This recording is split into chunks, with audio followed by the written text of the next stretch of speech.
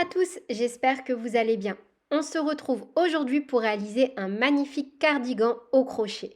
C'est un modèle super facile à confectionner. La fiche de réalisation est bien évidemment disponible sur mon site internet www.lecrochetdeplume.com ou directement dans le petit i en haut à droite.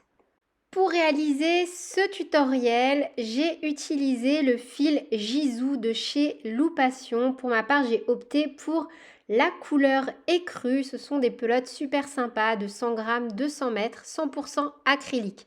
Je vous laisse faire pause pour noter le nombre de pelotes qui vous intéressent en fonction de la taille que vous souhaitez réaliser. Crochet taille numéro 5, aiguille à laine, 3 petits boutons. Vous pouvez utiliser ce que vous souhaitez. Je vais vous montrer dans la vidéo comment adapter votre boutonnière. Les explications vont de la taille XS à 6XL et comme d'habitude, n'hésitez pas à me rejoindre sur mes différents réseaux sociaux pour me soutenir. Débuter cet ouvrage par réaliser le devant et pour ça, on va réaliser à l'identique 2 fois la même pièce. Donc moi, j'ai déjà réalisé une première partie. Ici, c'est donc la partie où il y aura la manche, l'emmanchure.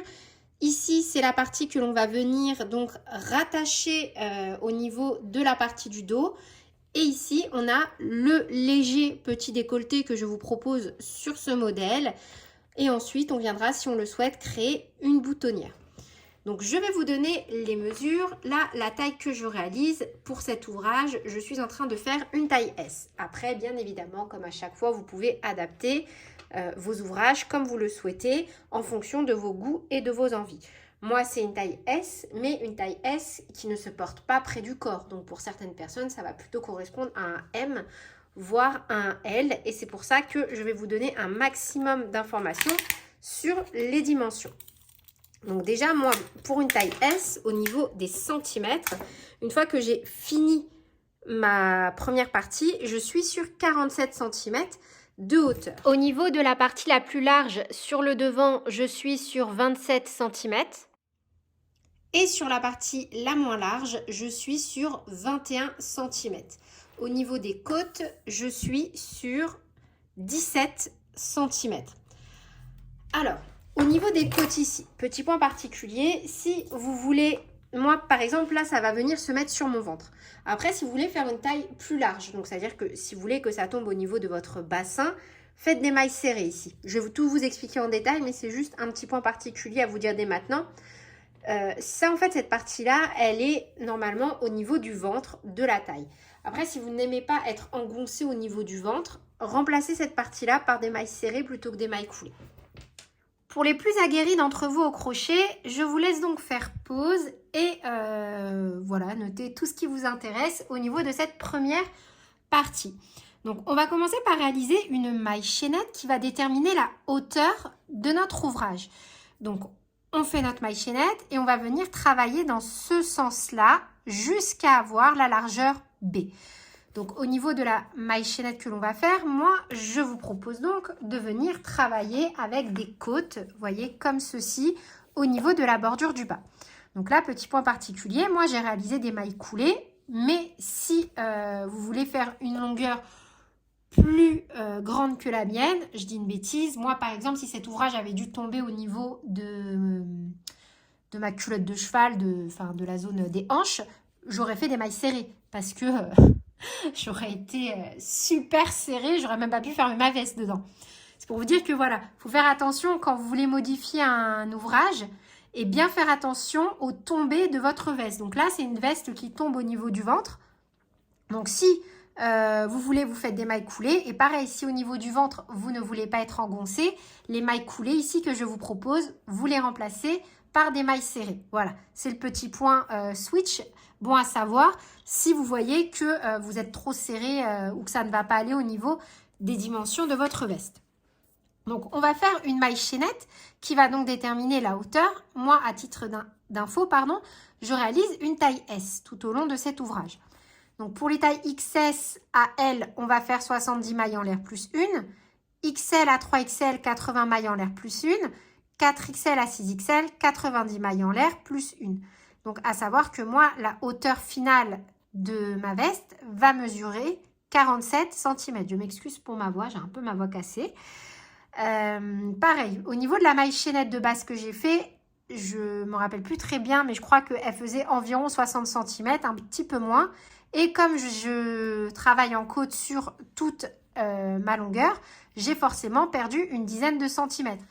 Donc, on va travailler cette première partie jusqu'à avoir la largeur B. Peu importe la taille que l'on fait, ici sur la partie du bas, on fera toujours 10 mailles coulées. Donc, je dis une bêtise, on va faire 10 mailles coulées, 80 demi-brides coulées, une maille en l'air.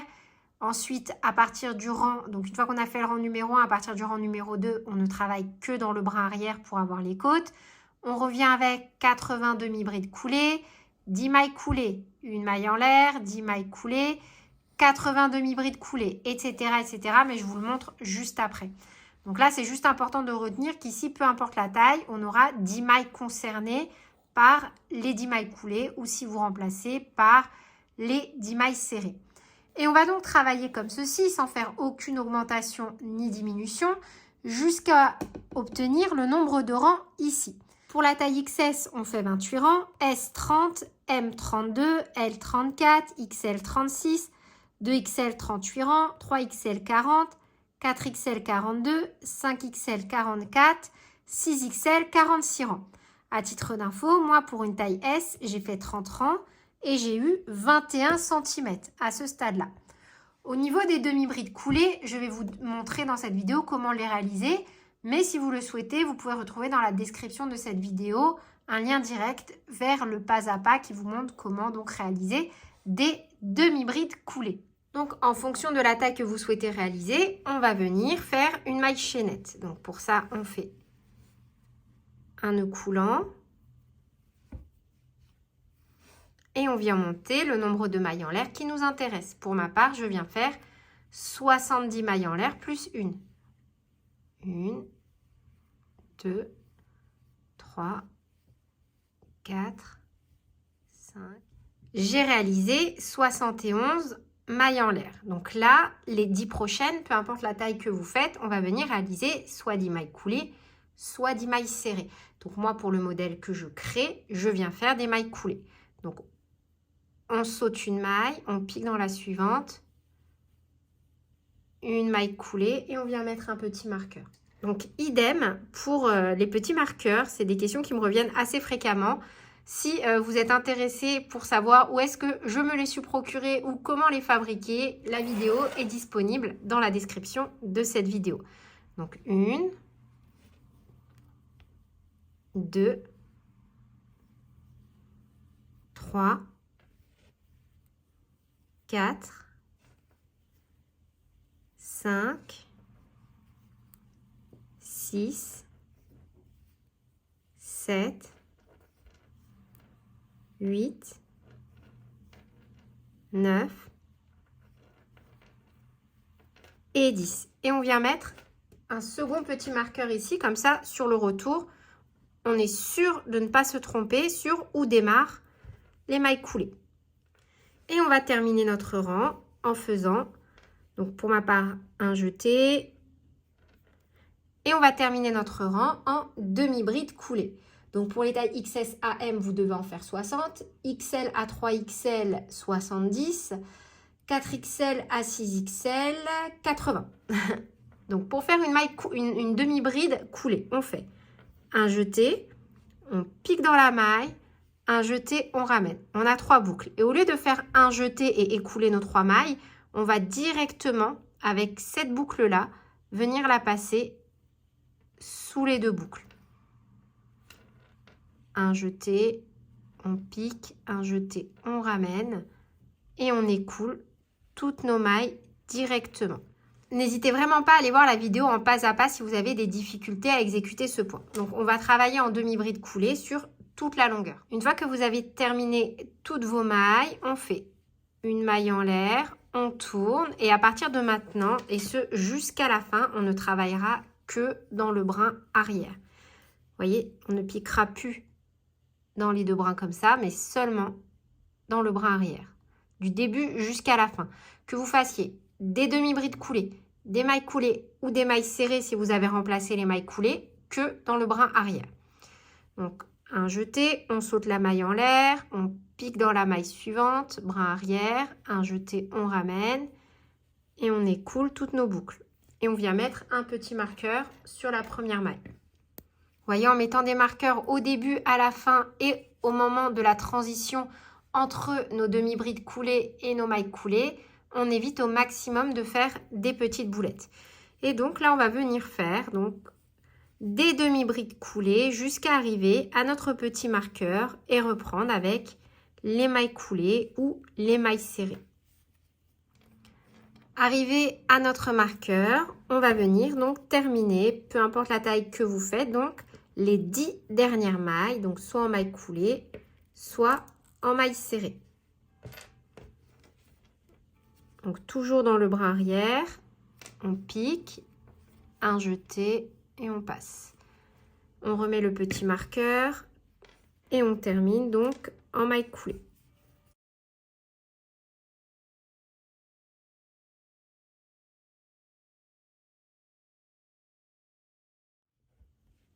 De nouveau, une maille en l'air, on tourne, on pique toujours que dans le bras arrière et on vient refaire.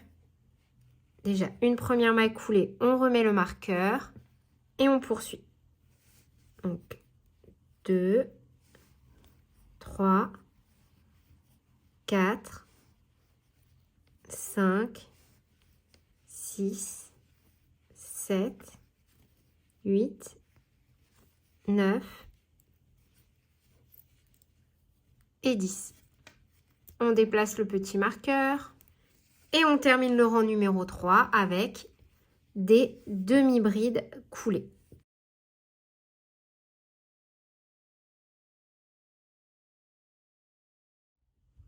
Donc pour la suite, on va venir répéter les rangs numéro 2 et 3 autant de fois que nécessaire, ce qui va nous donner cette configuration-là. On aura la partie resserrée vers le bas et la partie plus lâche vers le haut.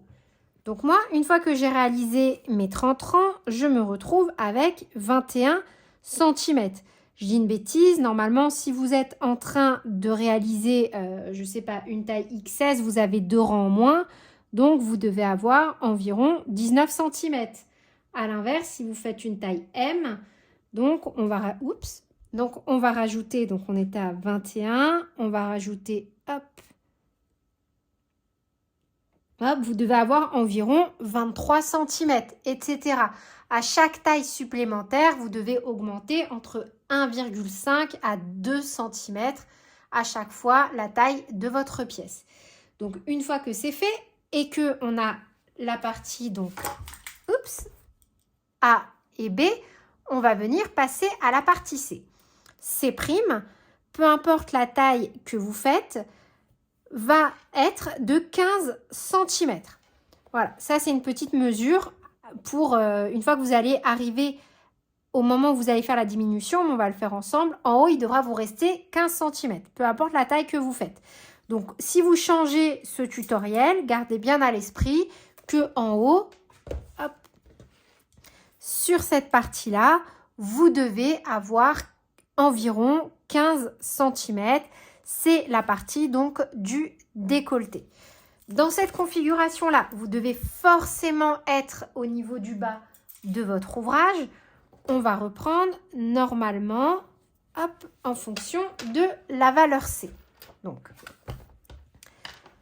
une fois qu'on aura passé les mailles coulées, donc c'est bien une fois qu'on a fait nos 10 mailles coulées, c'est, donc normalement ma flèche aurait dû se mettre ici, hop, et non là, ici on a déjà nos 10 mailles de prise en compte, donc c'est à partir des mailles coulées, donc on fait nos 10 mailles coulées et on compte. Donc pour les tailles XS à L, on va travailler 38 mailles, XL à 3XL, 48 mailles, 4XL à 6XL, 58 mailles. Et normalement, il devra nous rester donc 15 cm. Donc, on va déjà commencer à travailler comme ceci. Donc, dans cette configuration-là, on reprend donc notre travail et on repart forcément soit avec les mailles coulées, soit avec les mailles serrées. Une maille en l'air, toujours dans le bras arrière. On vient déjà faire nos 10 mailles coulées. Donc, 1, et 10. On redéplace bien à chaque fois notre petit marqueur pour être sûr de ne pas se tromper. Et donc là, moi, par exemple, pour la taille que je fais, je vais venir faire 38 demi-brides coulées, toujours dans le bras arrière. Et on se retrouve donc après avoir fait les demi-brides coulées en fonction de la taille que l'on fait. Donc 2. Donc là, moi, j'ai réalisé 38 mailles après avoir fait mes 10 mailles coulées. On mesure et je suis, vous voyez, à 15 cm environ. Après, plus ou moins, c'est pas grave. Mais il ne faut pas vous retrouver à 10 cm ou à l'inverse à 20. Encore vers le bas, c'est moins embêtant. Vous voyez, je dirais c'est à partir de 25. Sinon, votre boutonnière, elle va vraiment se trouver tout en bas. 20, ça reste acceptable si vous voulez un décolleté un peu plus plongeant. Mais après, là où ça risque d'être embêtant, c'est au niveau de la partie haute. 15 cm, je trouve que c'est plutôt pas mal. C'est à peu près la mesure standard. Moi, je me suis basée par rapport à une de mes vestes que j'ai achetée en commerce. Une veste en jean. Voilà. Donc après, vous faites comme vous voulez. Moi, je trouve que 15 cm, c'est plutôt correct. Donc, à partir de là, on va venir faire une diminution. Et les diminutions, on va les faire en maille coulée. À chaque fois qu'on fera des diminutions, ce sera en maille coulée. Donc, on pique dans la maille suivante, un jeté, on ramène. On pique dans la maille suivante, un jeté, on ramène. Et là, directement dans cette configuration-là, on passe à travers les deux boucles. On vient de faire une diminution en maille coulée. Et à chaque fois, ici, quand on terminera les rangs de cette partie-là, on fera une diminution de la même façon. Une maille en l'air, on tourne. On saute 2 mailles. 1, 2, on pique dans la troisième, toujours dans le bras arrière. Donc, on saute 2 mailles. On saute la maille en l'air et on saute la maille suivante. Pique dans la troisième, un jeté, on ramène. On pique dans la suivante, un jeté, on ramène. Et on termine notre diminution en maille coulée. La maille, ici, on vient la marquer. Et on termine notre rang normalement. On fait une demi-bride coulée dans chaque maille qui se présente à nous jusqu'à arriver à notre marqueur où on termine en maille coulée ou en maille serrée si vous avez remplacé. Donc là, j'ai terminé mon rang et vous voyez maintenant, on va travailler jusqu'à arriver donc ici. On va venir donc compter une à partir du marqueur 2, 3 et on se retrouve 3 mailles avant la fin. Donc là, on travaille normalement en maille coulée, puis en demi-bride coulée et quand il vous reste 1, 2, 3 mailles, on se retrouve. Donc là, il me reste 3 mailles, 1, 2, 3. On fait une diminution en maille coulée, comme on a fait précédemment. On ne travaille pas dans la maille où on a le marqueur. Une maille en l'air, on tourne et en fait on va répéter ce qu'on a fait précédemment.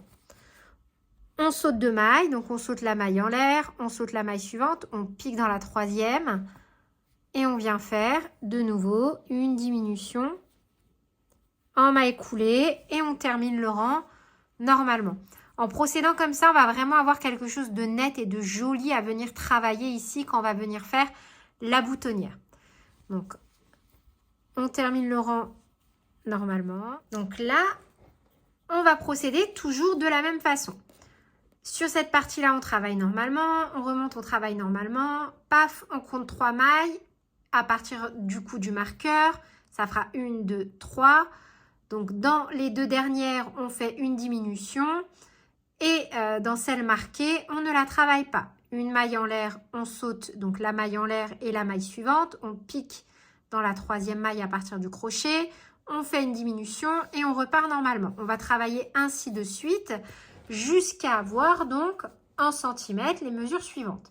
Donc pour les tailles XS à L 5 cm, XL à 4XL 7 cm, 5XL à 6XL 9 cm. Donc là par exemple pour une taille S, vu qu'ici j'ai déjà 21 cm et que là je travaille encore 5 cm, ma largeur totale ici doit faire 26 cm. Vous voyez? En gros, vous ajoutez ici juste en centimètres le nombre de rangs nécessaires. Donc, que vous arrêtiez en haut ou en bas, que vous arrêtiez ici ou ici, ça n'a pas d'importance parce qu'en fait, à partir de là, c'est fini. On viendra simplement travailler ici la boutonnière et toute l'encolure. Au niveau du dos, ça va être super facile parce que déjà, on va faire une maille chaînette exactement comme pour notre première partie. En fait, la seule chose qui va changer, c'est qu'on ne va pas faire de diminution. On va venir réaliser de A à B, si vous voulez, exactement la même chose, sauf qu'on va continuer jusqu'à arriver à D, tout droit. Et on va faire ça donc pour avoir le double de cette partie-là. Donc, pour le dos, on reprend exactement toutes les étapes de la partie A et la même méthodologie que lorsque l'on est venu faire la valeur B. La seule chose qui va changer, c'est la largeur que l'on va faire. On ne va forcément pas avoir la même largeur. Donc, on va faire une maille chaînette et on va venir donc travailler toujours sans faire aucune augmentation, aucune diminution jusqu'à la fin. Donc, on va avoir une valeur E. A, donc, ne change pas et E va être égal à B plus D fois 2. Donc, hop. B plus D, donc cette largeur-là, fois 2. Vous voyez, B plus D fois 2, parce que forcément, il faut qu'on ait de la symétrie de chaque côté. Donc, c'est super facile. Par exemple, on va faire les calculs avec une taille S. Moi, c'est ce que je suis en train de réaliser. Ma valeur B fait 30 rangs. Ma valeur D, je suis désolée, entre-temps de cette vidéo, j'ai encore un mauvais petit virus. Je crois qu'on tombe tous malades cet hiver, donc je m'excuse pour ma voix. Donc, ma valeur B fait 30 rangs et ma valeur D fait 8 rangs. Moi, hop, pour avoir donc cette valeur-là, ici, mes 5 cm, j'ai dû ajouter 8 rangs supplémentaires. Donc, je fais 30 plus 8 fois 2. Donc, 38 fois 2, 76. 76 rangs. Donc, je vais venir faire donc, ma maille chaînette comme ce que l'on a fait au début pour la première partie. Sauf que là, pour la valeur E, pour ma part, je vais venir faire donc 76 rangs. Donc là, par exemple, je vais dire une bêtise, pour une taille M, donc on a 32. Donc là, si c'est 5, moi, je pars du principe que ça me fait 8 rangs également. Donc, ça ferait 40. 40 fois 2, ça fait 80. Donc, par exemple, pour une taille M, j'aurais dû faire 80 rangs. Voilà, et ainsi de suite. En fait, c'est tout bateau. Il faut juste additionner votre valeur B et la valeur D en rangs, multiplier ce résultat par 2 et vous obtenez le nombre de rangs que vous devez réaliser pour la partie du dos. Donc là, c'est ma partie du dos. Elle fait 2 fois le nombre de rangs d'une partie. Donc, comme moi, à chaque fois, j'ai réalisé 38 rangs, j'ai réalisé 2 fois 38 rangs. Et j'ai 56 cm de largeur. Donc, vous voyez, j'ai exactement le même nombre de rangs sur mes deux parties ici et au niveau de la partie arrière de mon ouvrage. Maintenant, on va venir unir ici sur l'envers de l'ouvrage. Donc là, moi, j'ai déjà cousu une partie, vous voyez. Je trouve vraiment que c'est un motif tout simple, mais très très joli. Et voilà le rendu sur le haut de l'épaule. J'ai fait en sorte de faire coïncider les rangs avec les rangs en face, forcément. Et pour l'intérieur des coutures, voilà le résultat. Donc là, je vais venir faire exactement la même chose de l'autre côté. Et ensuite, on va passer à la réalisation des manches. En fait, c'est un modèle super facile à confectionner. Donc, je vous montre comment moi j'ai assemblé par un point de couture. Honnêtement, je ne suis pas super douée, donc si vous avez une autre technique, n'hésitez pas. Vraiment, je suis venue faire correspondre à chaque fois mes rangs, juste pour que ça reste joli et harmonieux. Vous voyez, à chaque fois, j'ai piqué donc dans les boucles créées par les côtes. Un coup, je piquais donc dans les boucles de la partie endroit, donc comme là à l'instant, et un coup donc je piquais dans les côtes sur la partie envers de l'ouvrage de chaque côté. Donc voilà le rendu une fois l'assemblage terminé. Moi j'adore, franchement je trouve ça trop joli. J'avais vraiment envie d'alterner avec des modèles avec et sans couture, surtout que là je trouve voilà, que c'est beaucoup plus facile de procéder de cette façon-là. Et maintenant, on va donc passer à la partie des manches et ensuite l'intérieur de la boutonnière. Au niveau de la réalisation des manches, on est exactement sur la même structure que pour le dos. La seule chose qui va changer, c'est donc la taille. Donc moi, je vais réaliser des manches plutôt courtes. On ne va pas avoir une manche qui va retomber comme ceci au niveau de la main. On va plutôt avoir quelque chose de comme ça au niveau du poignet. Parce que voilà, moi j'avais envie d'avoir les poignets dégagés pour porter mes bracelets ou autre. C'est vraiment une veste que je vais porter au printemps. Donc, j'aime bien porter mes habits de cette façon-là. Tout ça pour vous dire que si vous souhaitez des manches plus longues, il va falloir rester sur exactement les mêmes mesures en termes de maille chaînette que pour le dos. C'est juste la petite aparté. Donc, concernant la maille chaînette, cette fois-ci, on ne va plus appeler cette valeur-là A, mais Z. Et Z, en fonction de la taille que l'on réalise, donc XS, c'est 58 mailles en l'air plus 1. S, 60 plus 1. M également. LXL, 62 plus 1. 2XL, 3XL, 64 plus 1. 4XL, 5XL, 66 plus 1. Et 6XL, 66. Donc encore une fois, si vous souhaitez une manche, on va dire, normale, faites exactement la même mesure que pour le dos. C'est-à-dire que vous devez ajouter 10 mailles en l'air supplémentaires normalement. Ensuite, en termes de rang, donc on va être pour une taille XS sur 46, S 48, M 50, L 52, XL 54, 2XL 56, 3XL 58, 4XL 60 rangs, 5XL 62 rangs, 6XL 64 rangs. Donc, sur le même principe que pour le dos, on va venir réaliser nos manches. Donc là, vous voyez, on a une manche relativement courte. En termes de largeur, sur la partie la plus haute, donc pour la taille S que je réalise, je suis sur 35 cm. Voilà, si je prends ma mesure plus bas, étant donné que j'ai des côtes en maille coulée, vous allez voir que naturellement, l'ouvrage se resserre. Hop. Vous voyez, là, on est plutôt sur 29 cm. Et donc là, vous voyez, je suis venue mettre des petits marqueurs. Et sans tendre, je suis simplement venue diviser. Donc, comme j'ai fait 48, ça fait 24 et 24. J'ai simplement, voilà, divisé mon nombre de rangs d'un côté et de l'autre. Et vraiment sans tendre, j'ai pas pris de mesure particulière parce que j'ai peur que, en fait, ce soit pas vraiment clair. L'aspect doit rester comme ceci. Vous voyez, ça doit pas du tout être tendu quand on va venir réaliser la couture. Donc, je me suis dit que c'était peut-être plus facile d'expliquer les choses comme ça.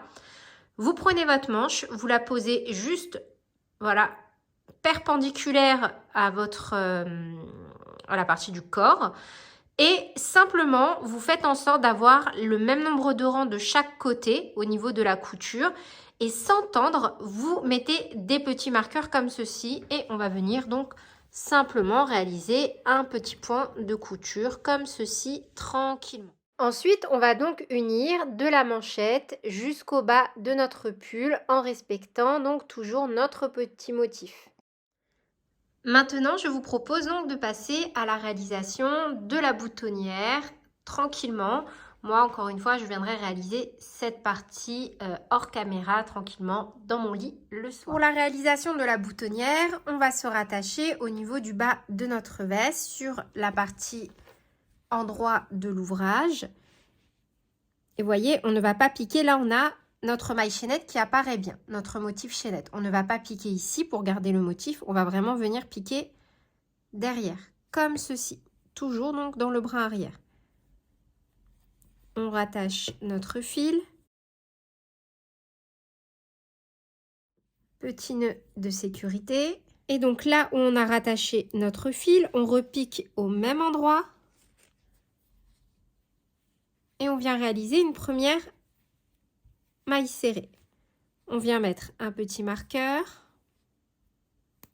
Et on va venir faire une maille serrée dans chaque maille qui se présente à nous.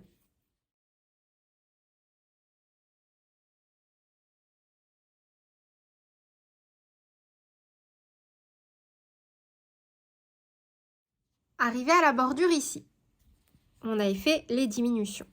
On va venir faire à chaque fois que l'on sera dans cette configuration-là, donc comme lorsque l'on sera dans la partie derrière au niveau du cou, une maille serrée dans chaque rang. Donc là, c'est facile, à chaque fois, une bande correspond à un rang. Vous voyez, un rang, deux rangs, un rang, deux rangs. un rang, deux rangs, un rang, deux rangs, etc. Donc, à chaque fois, on viendra faire une maille serrée dans chaque rang. Donc là, on commence ici. Vous voyez, on va piquer directement dans la chaînette ici et on fait une maille serrée. On pique dans le rang suivant. Une maille serrée. De nouveau, on pique dans la chaînette. Une maille serrée. On pique dans le rang suivant. Une maille serrée. On pique dans la chaînette. Une maille serrée. Une maille serrée. Vous voyez, j'ai la langue qui fourche à force de parler de maille chaînette. Et on fait ça donc ainsi de suite. Voilà, hop. Et on fait bien attention de ne pas avoir de petits trous disgracieux.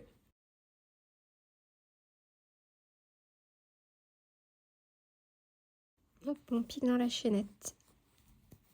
Vous voyez, comme ça, on a un joli rendu et un joli décolleté qui se crée.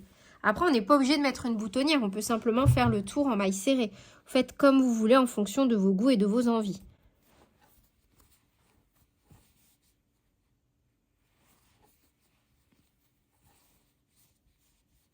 Et donc là, on arrive de nouveau à la maille chaînette. Donc, hop, on reprend tranquillement nos mailles serrées en faisant bien attention de respecter le motif. Vous voyez, ici, là, moi, je trouve que c'est plus sympa quand on a la chaînette en entier qui ressort. C'est pour ça que moi, je vais chercher le brin arrière. Mais après, ça, c'est encore une histoire de goût. Faites comme vous voulez, en vérité. Arrivé dans le dos, on va retravailler exactement de la même façon. Donc là, je pique d'abord dans la maille chaînette, puis je pique au milieu. Je pique d'abord dans la maille chaînette, puis je pique au milieu. Je pique dans la maille chaînette. Comme ça, en fait, on fait une maille serrée dans chaque rang. On pique au milieu. On pique dans la maille chaînette. Voilà, hop, j'en profite pour dissimuler mes fils. On pique au milieu.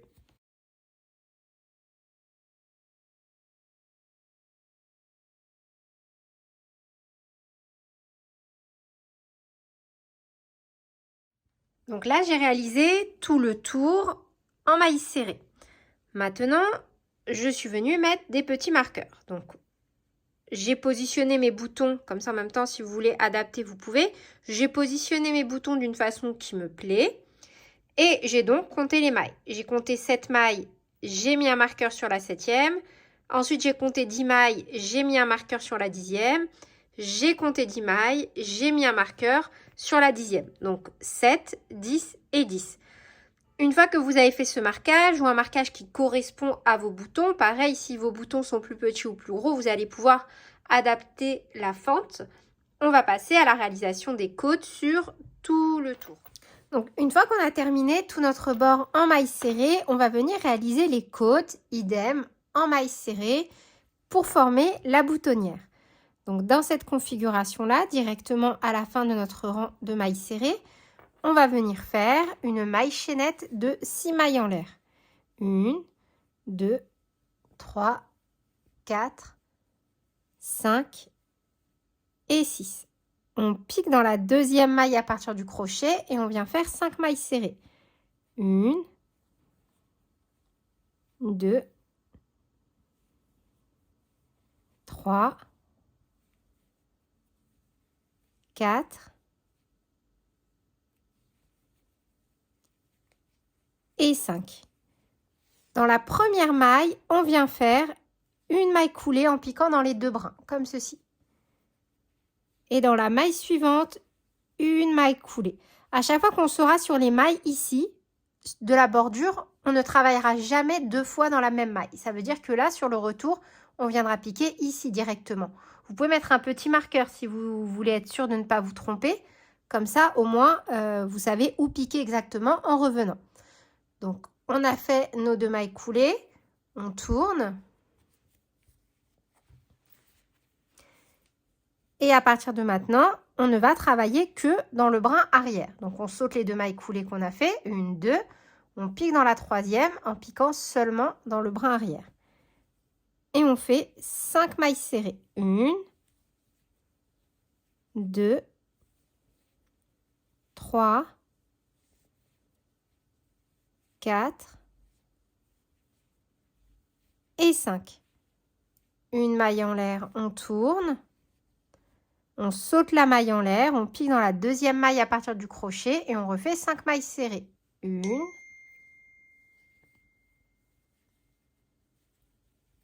2, 3, 4 et 5. On pique dans la maille, une maille coulée. On pique dans la maille suivante, une maille coulée. On tourne, on saute les 2 mailles coulées que l'on vient de faire. 1, 2, on pique dans la 3e à partir du crochet et on refait 5 mailles serrées. 1, 2, 3, 4 et 5.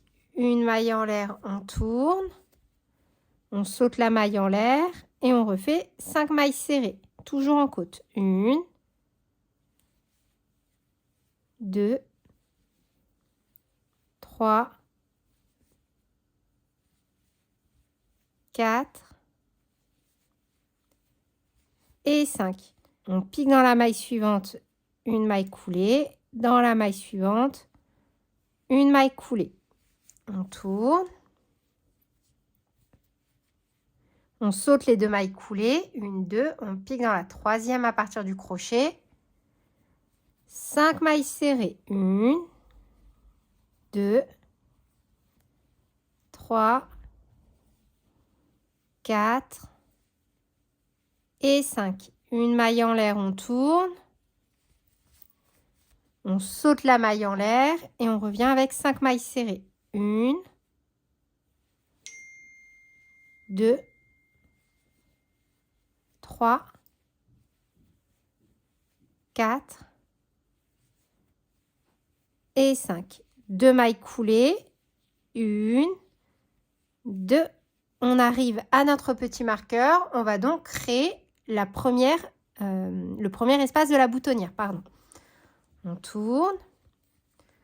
On saute les 2 mailles coulées qu'on a fait. On pique dans la 3e. On fait une maille serrée. 2 mailles en l'air. 1, 2. On saute 2 mailles. 1, 2. Et on termine par 2 mailles serrées normalement. 1 et 2. Une maille en l'air, on tourne. Vous voyez, on a créé l'espace de la boutonnière.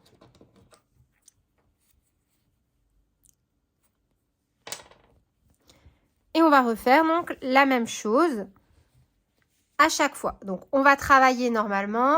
Arrivé à un marqueur, on refait exactement la même étape. On retravaille normalement. Arrivé au 3e marqueur, on refait exactement la même étape et on termine normalement. Et là, donc, pour ce rang, pareil, on revient simplement avec 5 mailles serrées pardon, en côte. Donc 2, 3, 4 et 5. On pique dans la maille suivante et on refait nos mailles coulées. On va donc répéter ces étapes sur tout le tour et au niveau de l'ouverture pour la boutonnière, pour le petit bouton, on va répéter ça tout simplement 3 fois en répétant les images donc précédentes jusqu'à avoir fait l'intégralité du tour de l'intérieur de notre veste. Puis on viendra coudre nos 3 petits boutons en face. C'est tout pour ce tutoriel. J'espère qu'il vous aura plu. Sur ce, je vous fais plein de bisous, prenez bien soin de vous et à très bientôt pour de nouveaux tutoriels. Salut!